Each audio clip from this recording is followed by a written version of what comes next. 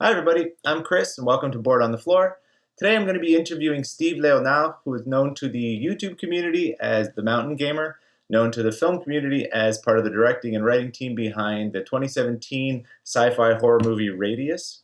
And today, I'm going to be speaking to him about my lack of understanding of terminology and just pretty much a lot of the things that encompass the board game hobby. Since I'm kind of a noob and he is a very experienced player, he was willing to sit down with me and let me ask him a bunch of questions. So today you're going to be able to see part one of the interview, and I split it into two because it ended up going on for a lot longer than I expected.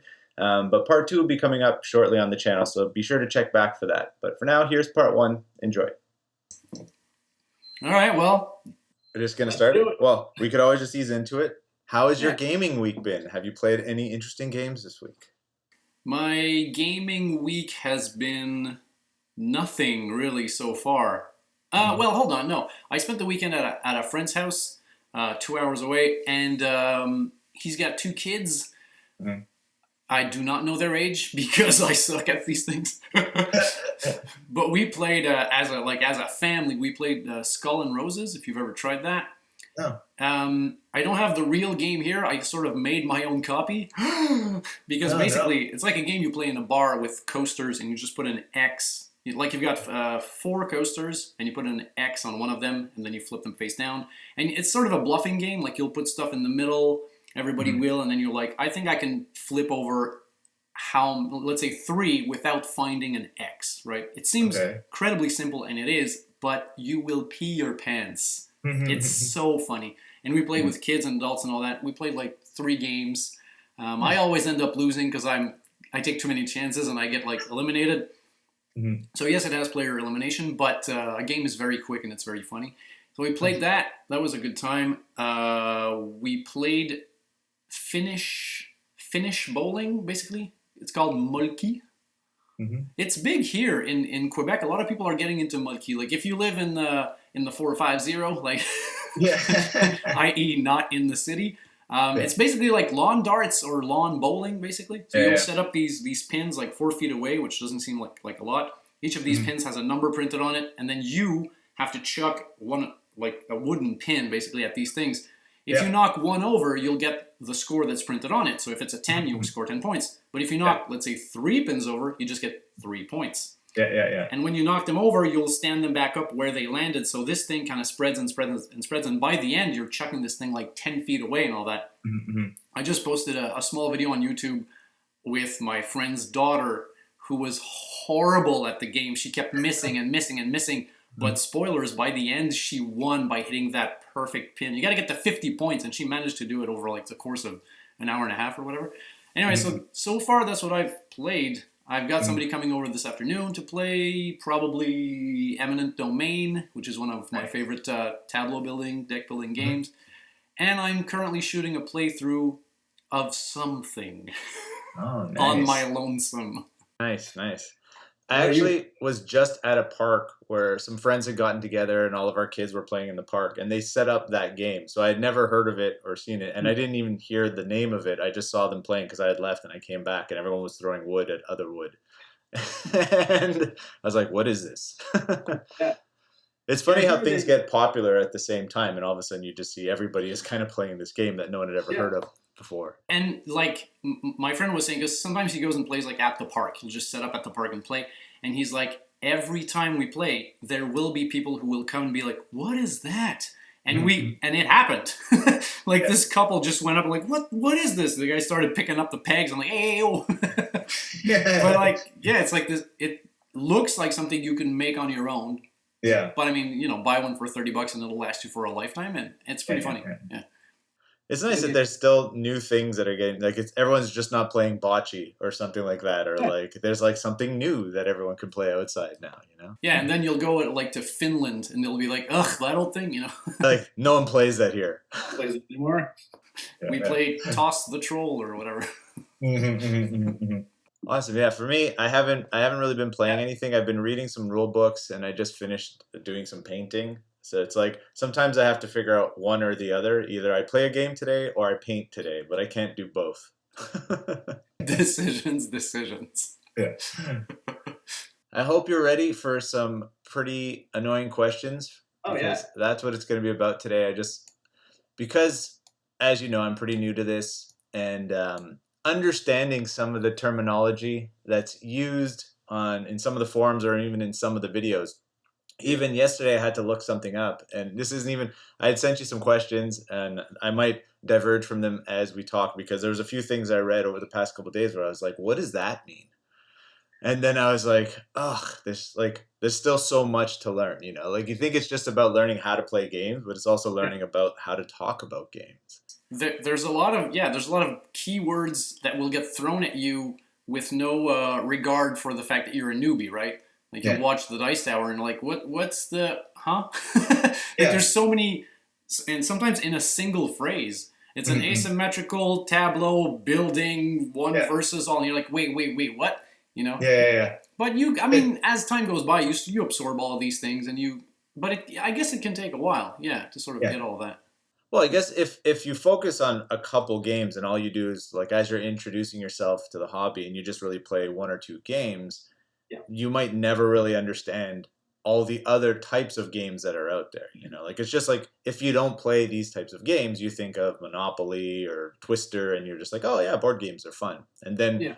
at this level when they use terms like that, like tableau building, or the thing I saw yesterday or the day before was 4X, like a Yeah. 4X game. And I was like, oh, 4-player game. Like I'm looking at it, I'm like, oh no, that's not what that means.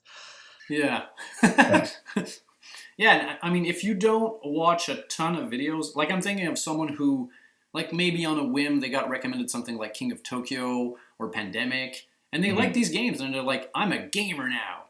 Yeah, but like walk into their house and just scream 4X and tableau building, and they'll be like, what? Yeah, like you bring in your game, you're like, oh, you're a gamer, are you? Let's play this. And like their Yeah. heads explode.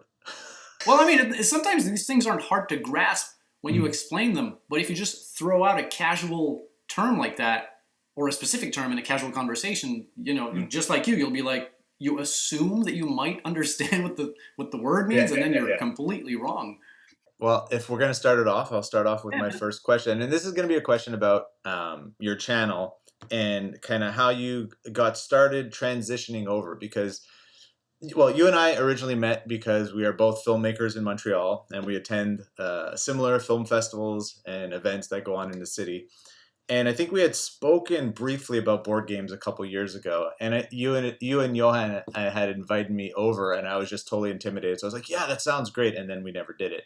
But then recently, I saw during the pandemic you had started doing the Mountain Gamer, and kind of like your channel that started off focusing on all of your film work, kind of transitioned over to doing more board game stuff, and you referred to it as a two-headed beast. And I just wanted to kind of talk about how the transition happened and what kind of occurred to you during the pandemic to make you think, well, you know what, I'm going to start doing these types of videos now. The thing is, I've had this channel for, I think, like 6 years or something, right? And when we started, we were only putting up these dumb shorts, right? Because we used to do stupid shorts, like funny stuff that we would send to festivals and all that. And eventually it was like, oh, let's just dump them on YouTube. Like this was before like influencers and keywords and all that. So I dumped all of that stuff there, and then I sort of let it die or live or whatever.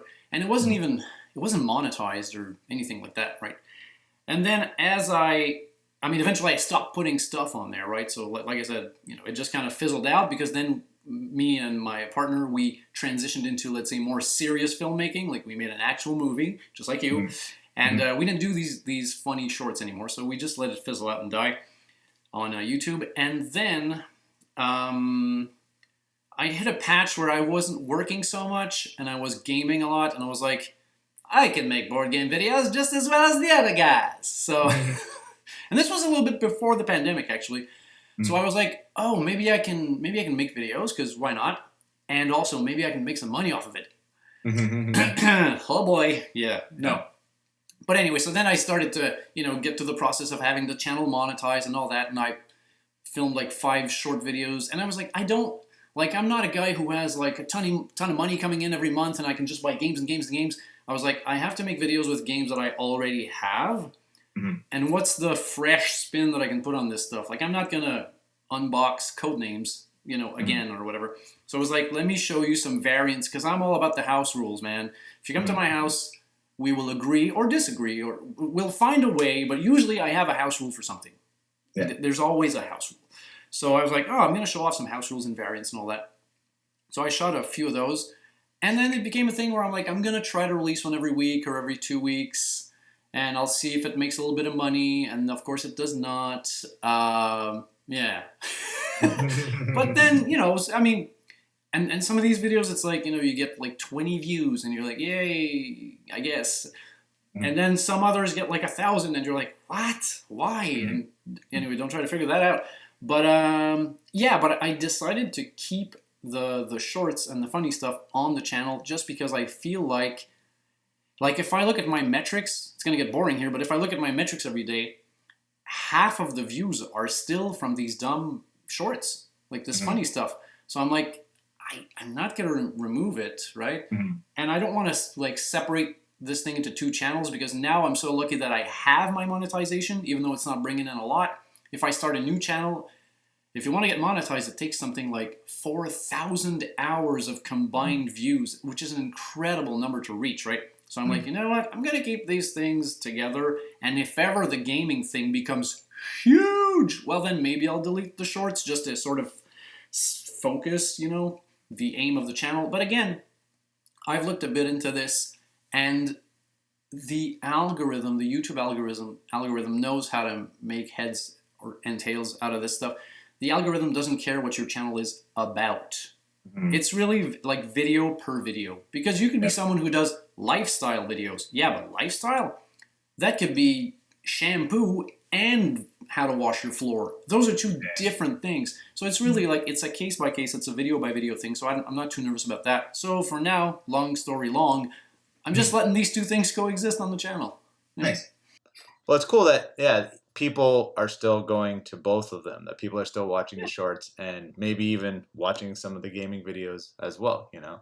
It is really, like I say, it's really half and half. Like if I have, I don't know, 500 views, it's going to be 250. Like it's pretty tight like that, yeah.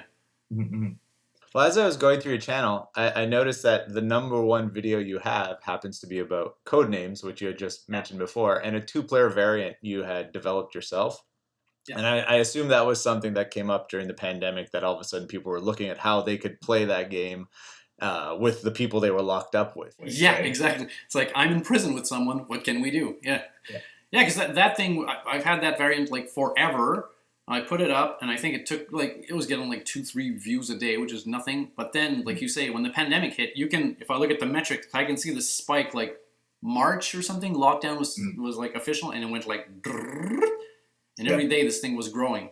Because, I mean, you can play this thing 2 players, but it's so not interesting. Like the base game, the base way to play is just, there's no challenge. It's kind of boring and everything. So I was like, yeah, I don't know. People really latched onto that one. So I guess, you know, that made me $10 or something. You know. It's not about the monetary value. It's about the value in your soul, right? Exactly. Yeah. People like my ideas. Oh, God. I just want validation. Exactly. Well, you know, like when we were hanging out last week, I was telling you about how for me, I make these videos for myself to kind of like, if I learn something, I'll make a video about the rules I just learned, so that when I forget about it next week, I could just go and watch my video to be like, right, that's exactly how to play it. That's what I was saying, yeah. I don't know why there are some games that I can't keep the information in my head. Like really? Like Uno, which is the easiest game ever. My kids always want to play Uno, and they take it out and they give me the cards. I'm like, how do we do this again? Like, I just can't retain it for some reason. I'm the complete opposite, actually. Like, every time my wife asks me for something, like, where did we go? What did we do? I'm like, I don't know. I made space for game rules. I'm like, that and just lyrics for songs. Yeah. That, like, I haven't heard this song for, like, 12 years, and you'll hit play, and I'll be like, I can know all the words to the song, and I'm just like, why? How is it happening? You know? Yeah. It's mine is the head full of useless trivia, mostly movie trivia, because like spending a life working in video stores or movie theaters, and then you're just like, someone says something, and you're like, oh yeah, that's actually from this movie, or do you know that movie also references this movie and it stars blah blah blah blah blah blah blah blah blah, and it's like information that maybe 20 years ago was kind of cool, but now no one cares. Yeah, we don't need you anymore. We can just Google it. Your cell phone replaces all of my useless trivia with real trivia. Yeah, you could probably get an app that tells you a bit of trivia every 10 minutes. Yeah, just take pictures of things around and it gives you some kind of info. Who needs Chris? I'm obsolete. The app is called Who Needs Chris? Exactly. Smart. I'm going to write that down. That's a good idea. Yeah, dude. It's $1 million idea. Yeah. All right, so let's get to some of the terms now. Because I find this is the thing that it takes me a little bit to kind of like, when I read them, to realize it doesn't mean what I think it means, because it's like specific to the gaming hobby. Oh yeah. Because obviously, like some are pretty straightforward. Like obviously a co-op game now makes sense when you hear the term and you've played a few. And just the idea of like, working together as opposed to a competitive where you work against one another. Yeah. So in a co-op, kind of like, the idea of we are working as a team against a common threat or a common goal. But then some other things, like I think you had mentioned it before, tableau. So what exactly does that mean? Again, this is like, and the thing is, okay, fun tip, you can now go on BGG and there is a section that you can click on and it explains all of these terms. Oh, okay. Yeah, they've sort of, because... So this point of the video is useless. Click, bye-bye. Before there were like, I don't know, 1,000 keywords or whatever, and now they've started, I think last year or 2 years ago, they started like narrowing things down, because they had very specific keywords, like underwater fighting on a Tuesday, and you're just like, Jesus, right? But now if you click on tableau building, it'll have like a 3-line description of what it is, and I think it gives you some games also, so it's actually pretty good. I'll find the link, or you will. Yeah. Find the link down below.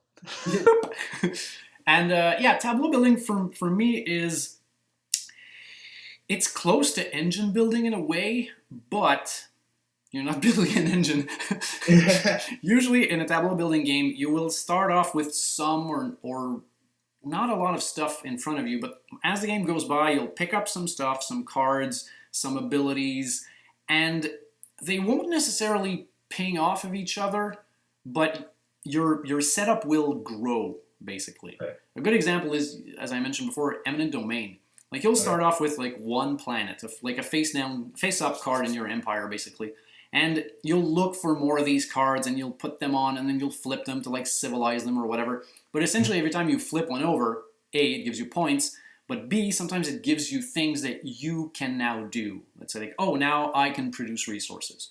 Or now every time I play a green symbol, I have one more because it's in my tableau. So it's just putting more stuff in front of you throughout the game, and this will just give you benefits that the other player doesn't have. Now, if you go into, do you have it on there? No, but engine building is kind of like that, but then the pleasure of the game is trying to get all of this tableau situation to sort of ping off each other to create a little engine that is very satisfying. Because it's like, because of my tableau situation, every time, I'm going to invent something right now, every time I pay a gold, this says that I gain a wheat, and this says that when I gain a wheat, I build a house, and because I build a house, every time I generate 3 gold. And you're like, this is a wonderful engine. Every time I pay a gold, it goes, bing, boom, king, and you're like, yes. And you don't do that. I do that because I have built up this little engine in front of me that just is very satisfying to do. And then, of course, at the end, it's whoever's generated the most gold or points or whatever.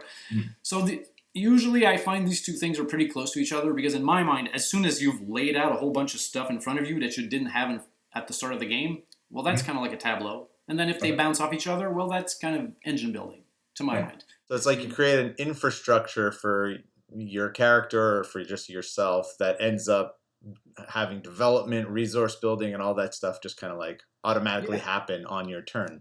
And you don't need a character. Usually, like, engine building is in Euro games a lot. I'm not saying, only that, but usually a lot in Euro games because it's just all about being efficient and creating this sort of this little machine that as soon as you put something in it, it just produces a whole bunch of stuff. Like in your early turns, it's like it's going to take me 3 actions to make wood, but in the mid game, it's like it takes me half an action to make 3 wood now. Why? Because all of this stuff kind of bounces off each other, and it's a beautiful engine, right?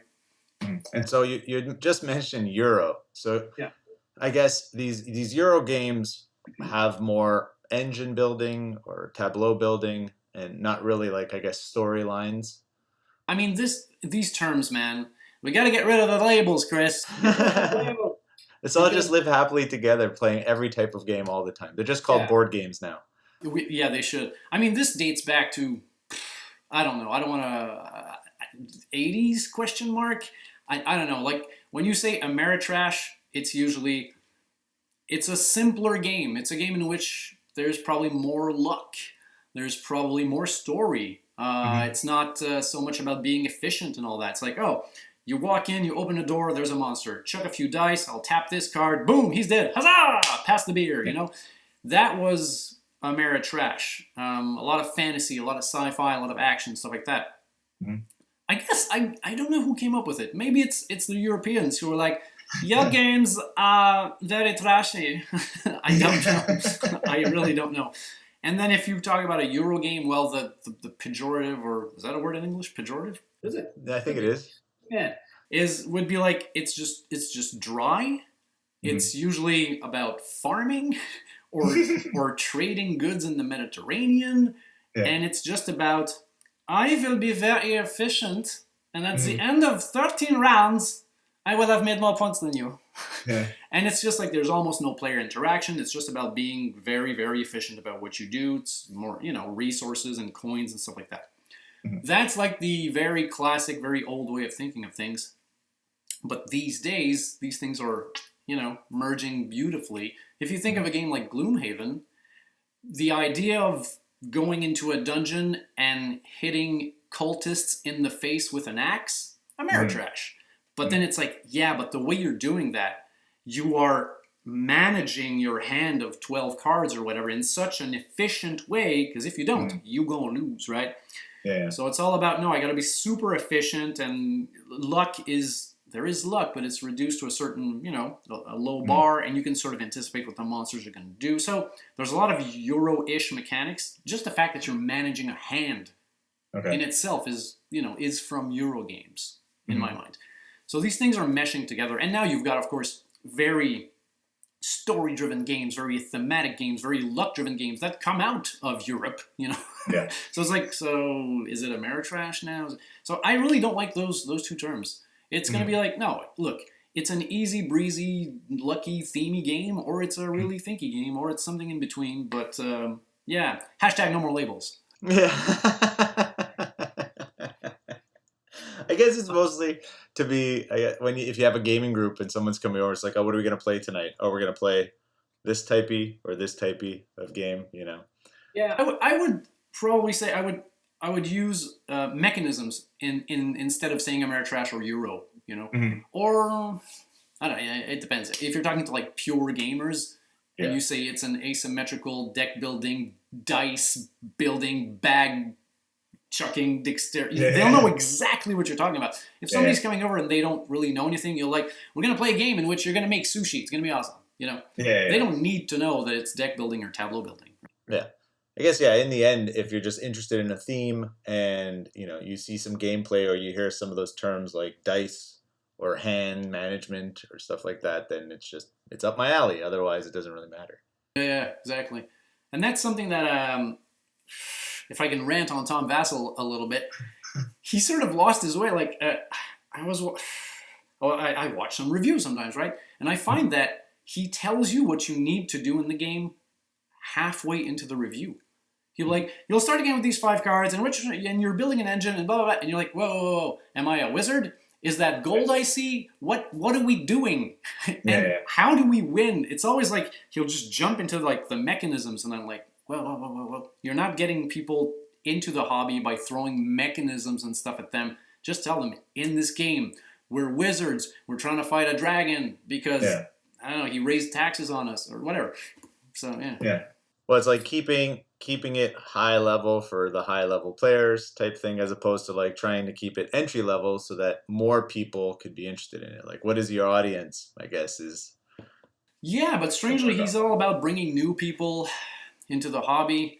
Like, I've taken the time to look at the tags that he puts on his videos, and in his tags, there's like Uno, Monopoly, and like all of the big, you know, like like the classic board games. That way, if you're a newbie and you're typing games like Uno or Battleship, you will probably fall on one of his. Well, then again, you know, YouTube is going to recommend his videos because he has the most views, and that's just how the machine works. But whatever.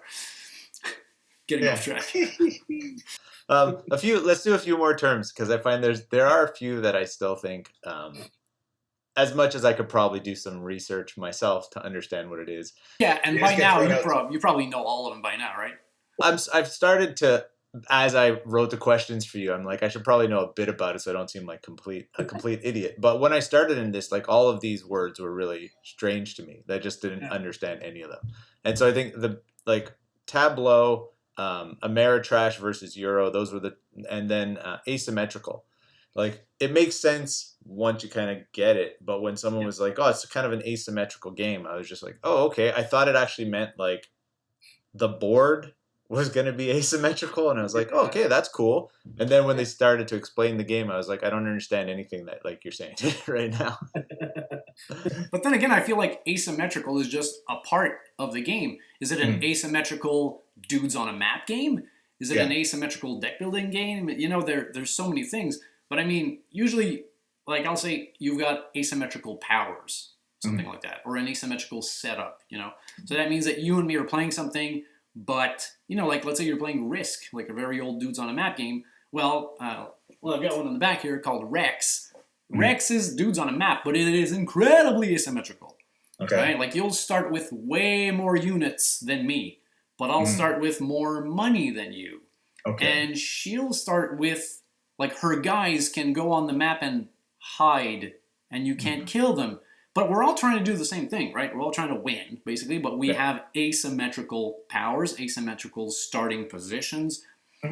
Usually that's what it is. It's just that instead of all starting off on the same ground with the same setup, we will start differently. Now, some games become asymmetrical, because we can start playing and we have exactly the same setup, the same cards, the same guys and all that. But as we go through the game, I might buy some stuff that you're not buying. So by the mid-game, because of my Tableau or my engine or whatever, we have completely asymmetrical ways to play, right? Okay. So yeah, it's just a term that you can kind of throw around into many games, I find. It's interesting because I think, many games, as you progress through them, become different types of games because of the gameplay itself. But they put these labels on them, you know, just so that, you know, like, oh, this is different than that. But in reality, like you said, you could all play towards a different type of game halfway through, because now this happens and that happens. And I feel, though, if somebody's going to mention asymmetrical right off the bat, then you can assume 99% of the time that means that we will start differently. That's it. Yeah. I realized over the last couple of weeks, asymmetrical games for me, I guess as a solo player, it's not usually the type of game that lends itself well to playing by yourself. Oh, no. And when they even have kind of like the AI or the Atoma or whatever it is you're going to play against, still understanding how all this asymmetry works together, I find it's the type of thing that usually it works best with other people. So that if someone has already played the game, they could kind of give you a bit more guidance, or at least as you're playing, you're like, oh, I get it. Your characters are doing this. So that means my characters kind of have to do this, or can, you know, like, So I find like that's the one thing so far that I've learned. If I'm just going to be playing a game solo and it's an asymmetrical game, maybe I'll move on to the next one for now. Yeah. I'm trying to think of examples. Maybe... No, not even. No, I'm thinking of Spirit Island, but that's a co-op, so that's not the same thing. Yeah, so you need this afterthought of an Atoma, basically. I guess you have to make a special setup just for them, because you can't just throw in one of the asymmetrical powers onto them. It's gonna screw up your whole thing. Yeah, I don't know. So yeah, you're right. I don't think it suits solo games very well. So I was talking about trying to approach games, like asymmetrical games, as a solo player. And because I know you often play with your partner, Caro, do you see like playing a game solo as something that kind of came about recently, or was this an approach you had taken to gaming before, or do you always play with your partner? I'd say I play probably 80% of the time either with my partner or my friend across the road, and I got some people coming over every 2 weeks, like on the weekends. But solo, I think my first solo experience was with Conquest of Planet Earth, which is like down there, and it's it's relatively old co-op game. But I mean, the thing is, co-op and it's player versus player and it's solo. It's got a horrible rule set and all that, but I guess at a certain point, I was so excited about just anything that had to do with games. I think my partner left and went somewhere for a week or something, and I was like, well, you can play that solo, so yeah. I mean, and I grew up with like a Commodore 64, you know, and I used to game alone all the time. So I was like, well, you can play video games alone, so why not, you know, board games? So I tried that, and yeah, it became one of my favorite things to do. But if I found myself alone, it's like, am I just gonna watch TV? No. And I don't game on the computer anymore, so it was like I would just whip out Conquest of Planet Earth. And then of course I got insane and I started making variants for it and printing out my own components for it and just going insane. But then it became like, what can I, like, could I make solo versions for some of these games? I mean, clearly not all games, and of course I'm not that smart. I'm really, really not that smart. I'm more of a, like, seat of your pants, does it feel right? You know, like, I don't do math. I don't do math. So it's like, could I emulate the way someone else plays against me with a D6 sometimes? It's like, and sometimes you can, strangely enough. I saw some guy who made, like, a D6 automa for Descent. Oh. All you do is roll a D6. And I mean, it's far from perfect, but if you were in the post-apocalyptic world where you had no friends, but you had a D6, it would work out fine, yeah. So I guess I started messing around with that, and now when I buy a game, I mean, I don't need a solo version, but if it does have it, I'll be excited to try it, for sure, because I'm in a situation where I work from home, so I'm in charge of my schedule, so if my wife isn't here and I'm alone for a few hours, every once in a while I'll be like, I'll try this, you know? Yeah. So, but I know you got really into it. Yeah, like it was a similar story where Lee was gone for a week, and then when she came back, she was working on a film set for the next month, and so I found myself to have a lot of nights alone. And after 2 nights of just watching bad movies, I was like, I got to do something else. Yeah. And my buddy was like, hey, have you played this game Terraforming Mars? I was like, I've never heard of it. Like, I don't know what you're talking about. And so he's like, oh, there's this computer program. It's a tabletop simulator. Yeah. And he's like, just get tabletop simulator and we could play on the computer. I'm like, well, is that not just a computer game? Like, I don't understand how we're playing a board game. Anyways, I was very much out of touch with this world. And so he tried to walk me through Terraforming Mars on tabletop simulator. And everything was very like confusing to me. The concepts of the cards and then how they worked and then, trying to terraform and all this stuff, and also how to use tabletop simulator. It was a long night. And by the end of it, I was like, I don't know if I'm interested in this level of board gaming. Yeah. And then he said, I sometimes just play it solo. And I was like, how do you do that? Like, that doesn't make any sense to me. Like, how can you play against yourself? I guess you could play both sides, but then how does it really work? He's like, oh, no, some games have these, like, solo rules or solo variants. And so I watched a video, and in that video, they mentioned another game. And then it's like, I looked at that game, and then it just kind of led me down the rabbit hole. But always with the focus of solo? Yeah. And then when I started looking up games, the fact that some games were just built to play by yourself, and then other games had like solo rule sets, and then like co-op gameplay and player versus player, like you had said. And then I got a couple games, and when I sat down and tried to play them, I found like before I knew it, like hours had gone by, and I just felt like really engaged, and I was like, wow, this is something I had never known anything about, and the fact that it just like took my whole night, and I felt like it was very enjoyable.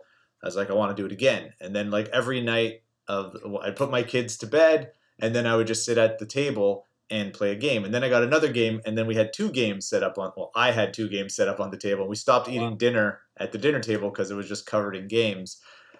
And yeah, and I got my daughters into it, and then I also got Lee to play a few things with me, but it was mostly just me by myself at that table going through games and just like, and because I become so hyper focused on this stuff, I needed more. You know, I became a drug addict for board games, and I was just like, it's not enough. I need more. What are those rules? What does that mean? You know.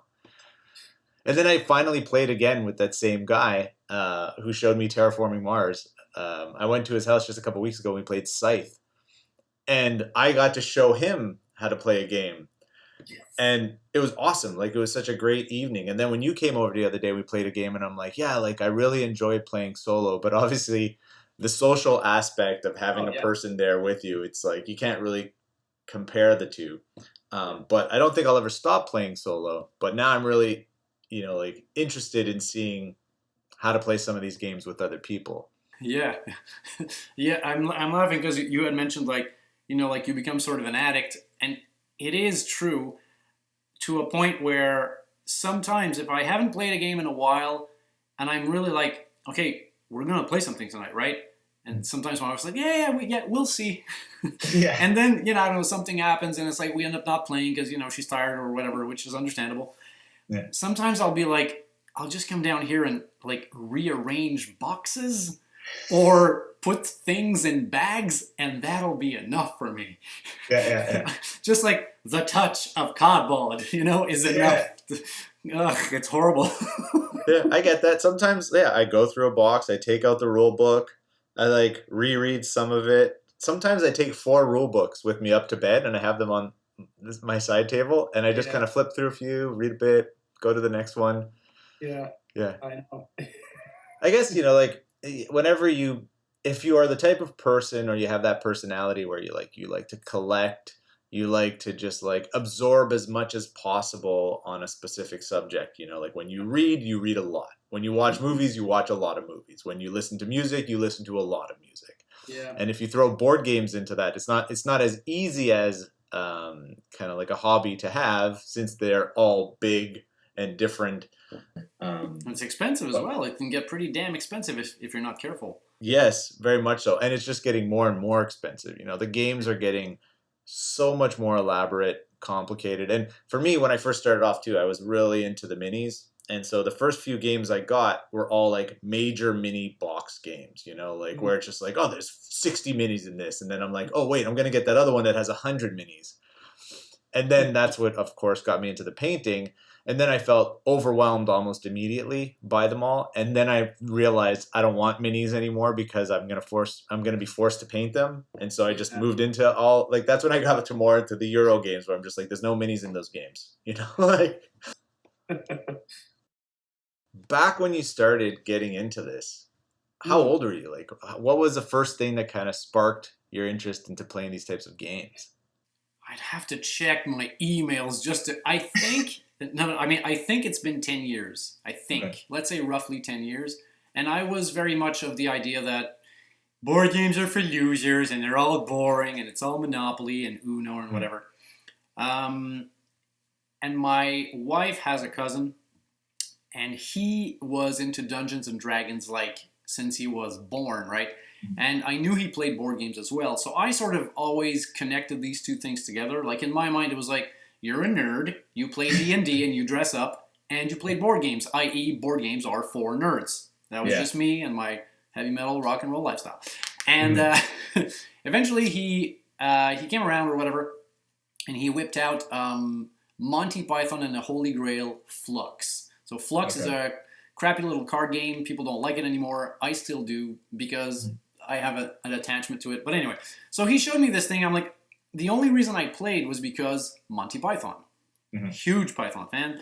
So, and all the cards have jokes on them and everything. So we started playing this thing. I'm like, this is actually pretty good because it resembled nothing that I have ever played before. And it's a card game, and I also hated card games, like poker, gin, all that stuff. I'm like, bleh, you know? But now it's like, oh, this is a card game, and there's Monty Python in it, and the mechanisms are, for me, were out of this world because the rules change throughout the game. Like you're trying to, you'll have to play a goal because the game has no goal at first. It's draw one, play one. All right. And these cards make funky effects like, oh, let's mix our hands together or whatever. It's kind of like, it's not like Exploding Kittens, but it's in the same kind of vein, you know? Okay. So, and the goals change and the rules change and you can mess with people. There's a lot to take that. And a game can last 5 minutes or it can last half an hour. So my mind just went like, right? So I was like, okay, I'm going to research board games now. So I was like, okay, Flux. And then it's like, oh, there's like 6 Fluxes. Okay, what's the best one? Well, Pirate Flux is good because yada, yada, yada. But Martian Flux is good. So I bought Martian Flux, and then me and my wife must have played that thing 150 times. Wow. And then this will open the gates because in the pack you have, I think, 4 or 5 cards that are blank. And they say, new rule, make your own. And I was like, what? Grab a Sharpie, make a rule. And I was like, oh my God, you don't have to follow all the rules, right? And the game lends itself to that because it is just chaotic, right? So then I went off the deep end and I went into Photoshop and I made like 100 new cards for Flux and I had them printed out in China and it came back and now my deck went from like this to this. A game would last 2 hours. It was insanity. I do not recommend that ever. But that then led me to YouTube and to like best board games of all time, which led me to Tom Vassell, which led me to buy my first big game was Cosmic Encounter. Oh. Because it's Tom Vassell's #1 game of all time, and I'm like, well, it has to be good, right? But now I would have to. I think I'll send you a screen grab of the email that I was talking about. I was trying to get everybody into gaming, right? We would play Uno and then a bit of Flux and also Quirkle, which is like a tile laying game. An excellent tile laying game for anyone, actually. Very simple, but anyway. And we were playing this stuff like just on a beer and pretzel situation. But then I was like, Cosmic Encounter. This thing is like $50 plus tax. Are they going to want to play this with me? Because this is a 3+ player game. You can't play just me and my wife. And I was like, oh man, it's a big investment. So I wrote an email to all my friends. And I'm like, I will be buying this game called Cosmic Encounter. Will you play with me if I buy it? It's a big investment. It's $50. And I sent them like a boring how to play video. I think I'll make one because there's no good one really. Yeah. And people like didn't really watch the video. They kind of scrolled through it and they're like, we don't know. And I was like, and I bought it, right? Okay. But then I strong-armed everyone into playing it. Some people liked it, some people hated it, but enough of me was happy with the situation where I'm like, okay, I need more. And then it was like, oh, I'll buy a co-op game, you know, Conquest of Planet Earth, and then it'll be like Forbidden Island and stuff like that. All the big like top 10 games that didn't seem too complicated because I sort of got to know, like I know myself. I'm enough of a freak where I'll go, this is very complicated, but I'll try to make sense of it and I'll try to have fun with it. But I know a lot of my friends are like, dude, like, can we just play? Like, I don't want to watch a 30-minute video on how to play and all that. So I knew that some specific games were never going to hit the table. So I was trying to get like party games or co-op games or games that we could just kind of breeze through and have fun. Because you don't, and this, we should make a video on board game etiquette. Because in those first years, I was bringing board games everywhere. Like you'd go to your aunt's funeral and you would bring King of Tokyo in a bag just in case. You know what I mean? Like, kind of. And my wife was like, don't force people. I'm like, we never know. Maybe they'll want to, you know? Because you always need that. I want to bring people in. I want to play. I want to chuck dice and all that. It took me a long time to sort of let that go. I think I read, like, some guy on Board Game Geek was like, he was trying to get his daughter to play. And he's like, it took me a while to realize that if I force things too much, she's going to hate me for it. And therefore, she's going to hate the games and I'll never get to play. So he's just like, I will let her ask me to play. And it's hard because you're like, no, we're playing, you know. But if it comes naturally, it's better. If you try to strong-arm people, it's not going to work. But, yeah, so long story long again. So Flux led me to Cosmic Encounter, led me to this whole madness, basically. That is the end of part 1 of my interview with Steeve Léonard. Be sure to come back and check on the channel in the next week or so when I put up part 2. But thanks for hanging out, and I'll see you next time.